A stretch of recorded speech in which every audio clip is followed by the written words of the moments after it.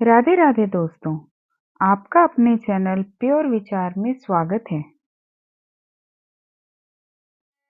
श्रीमद् भागवत गीता तीसरा अध्याय कर्म योग। हरे कृष्ण। इस प्रकार अर्जुन ने श्री कृष्ण भगवान से प्रश्न किया कि हे जनार्दन, यदि आप कर्म की अपेक्षा ज्ञान को श्रेष्ठ मानते हैं, तब मुझे भयंकर कर्म की ओर क्यों प्रेरित करते हैं? इन मिली जुली बातों से मेरी बुद्धि को क्यों भ्रम में डालते हैं? एक निश्चित बात बताइए जिससे मेरा कल्याण हो। अर्जुन के वचन सुनकर श्री कृष्ण बोले, सिद्धि के दो मार्ग हैं, ज्ञानियों के लिए ज्ञान योग और कर्मियों के लिए निष्काम कर्म योग। किसी भी मार्ग पर चलो, कर्म तो करना ही होगा। कर्म के ना करने से ही निष्कर्मता अथवा भगवान का साक्षात्कार तो हो ही नहीं सकता। कर्मों को कोई छोड़ भी नहीं सकता।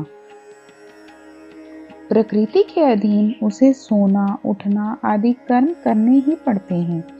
जो मूढ़ बुद्धि हठ से इंद्रियों को रोककर मन से उनके भोगों का ध्यान करता है, वह दंभी कहलाता है। हाँ, जो पुरुष इंद्रियों की लगाम मन से थामे हुए भोगों में लिप्त हुए बिना कर्म इंद्रियों से कर्म करता है, वह श्रेष्ठ है। इसलिए तू कर्म तो कर ही, कर्म ना करने से कर्म करना सदा अच्छा है। बिना कर्म जीवन निर्वाह भी नहीं हो पाएगा।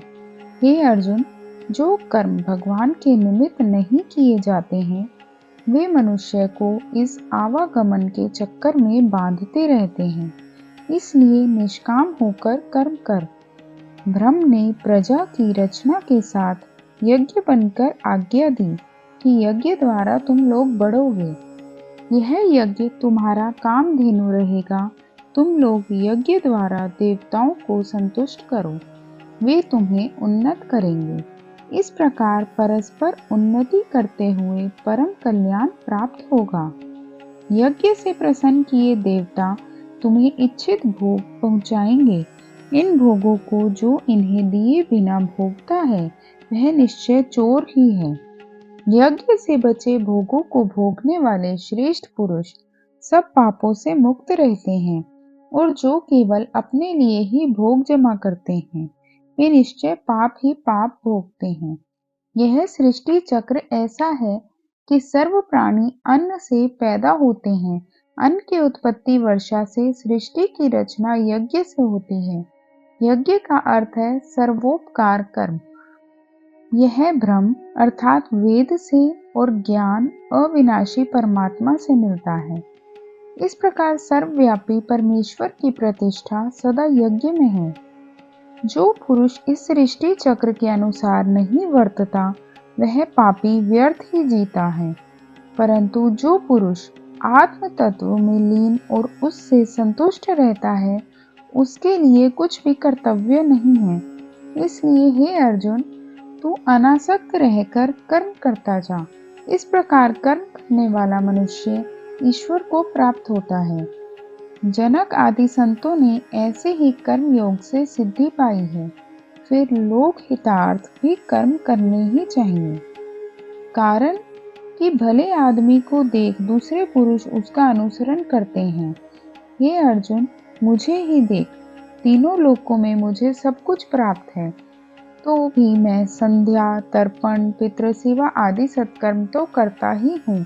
यदि मैं आलसी हूँ, सत्कर्म भी त्याग बैठूं, तब मुझको देख सभी सत्कर्मों को छोड़ बैठेंगे। सब लोग नष्ट हो जाएंगे, प्रजा में वर्ण संकरता हो जाएगी, और मैं सारी प्रजा का विनाशक कहलाऊंगा।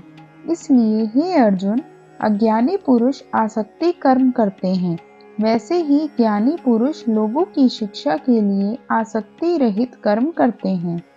कर्म करना छोड़कर अज्ञानियों में कर्म के प्रति अश्रद्धा उत्पन्न न होने दें, अपितु स्वयं समता बुद्धि रखता हुआ उनसे भी वैसा ही कर्म कराएं। हे अर्जुन, वस्तुतः तो कर्म प्रकृति के गुणों द्वारा किए हुए होते हैं, और अहंकार वाला पुरुष कहता है मैं करता हूँ, ऐसा समझता है। परंतु जो ज्ञानी पुरुष गुण विभाग और कर्म विभाग के तत्व को जानता है, आत्मा को इन दोनों से निर्लेप अनुभव करता है।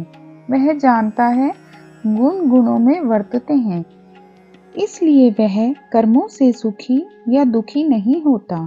प्रकृति के गुणों से भ्रांत बुद्धि पुरुष प्रकृति के गुण और कर्मों में लिप्त होते हैं।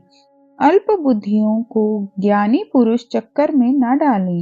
इसलिए हे अर्जुन, आत्माभिमुख होकर मुझमें सब कर्मों को अर्पित कर, आशा और ममता को त्याग निश्चित हो युद्ध कर। जो मनुष्य श्रद्धा से मेरी यह सलाह मानते हैं, वे सब कर्म बंधन से छूट जाते हैं, और जो इनमें मीन मेख निकालते हैं, इसके अनुसार वर्तते नहीं, वो भ्रांत बुद्धि कल्याण मार्ग से भ्रष्ट हो जाते हैं। ज्ञानी अपने स्वभाव के अनुकूल कर्म करता है, सभी स्वभाव के अधीन हैं, हठ से कोई लाभ नहीं होता। मनुष्य को चाहिए सभी इंद्रियों के भोगों में जो राग द्वेष की भावना भरी रहती है, उसके अधीन ना हो। कल्याण के मार्ग में बाधक ये दोनों ही लुटेरे हैं। गुण रहित भी अपने स्वभाव के अनुसार किया हुआ कर्म अच्छी प्रकार साधे हुए दूसरे के स्वभाव अनुसार धर्म से अधिक है। स्वधर्म के साधन में जीवन खपा देना कल्याण कारक है, दूसरे का धर्म भय कारक होता है। यह सुनकर अर्जुन ने पूछा, हे यदुपति, यह तो बताइए कि ना चाहते हुए भी मानो खांडे के जोर से पुरुष से पाप कौन कराता है। भगवान श्री कृष्ण ने कहा, रजोगुण से उत्पन्न काम ही क्रोध है, और जो मनुष्य को पाप की ओर ले जाता है, इसकी भूख बहुत बड़ी है। यह बड़ा पापी है, इसको तू अपना बैरी जान। जैसे धुएं से अग्नि और धूल से दर्पण और जेर से गर्भस्थ शिशु ढक जाता है, वैसे ही ज्ञानियों को सदा बैरी अग्नि से रीखें। काम से ज्ञानी का ज्ञान ढका रहता है, और यह काम मनुष्य की इंद्रियों, मन और बुद्धि में रहता है, और इनके द्वारा ही मनुष्य को मूढ़ बनाता है। इसलिए हे अर्जुन, तू पहले इंद्रियों को अपने वश में कर, ज्ञान विज्ञान को नष्ट करने वाले इस पापी काम को विध्वंस कर। जो तू समझे कि यह मेरी शक्ति से बाहर है, सो बात नहीं, कारण कि इंद्रियों से सूक्ष्म बुद्धि और बुद्धि से सूक्ष्म आत्मा है। इस प्रकार आत्मा सबसे सूक्ष्म और अधिक बलवान है, उसके द्वारा दुर्जन रूपी काम शत्रु को मार। इति श्रीमद्भागवत गीतासु उपनिषद ब्रह्म विद्या योग शास्त्रे श्री कृष्ण अर्जुन संवाद कर्म योग नाम तृतीय अध्याय समाप्त। त्वमेव माता च पिता त्वमेव बंधु च सखा त्वमेव विद्या द्रविणम त्वमेव सर्वं मम देवदेव। हरे कृष्णा। वीडियो पसंद आए तो वीडियो को लाइक करें, शेयर करें और चैनल को सब्सक्राइब करें। बेल आइकन जरूर दबाएं, जिससे कि आपको हमारी नई वीडियोस की नोटिफिकेशन मिलती रहे। धन्यवाद।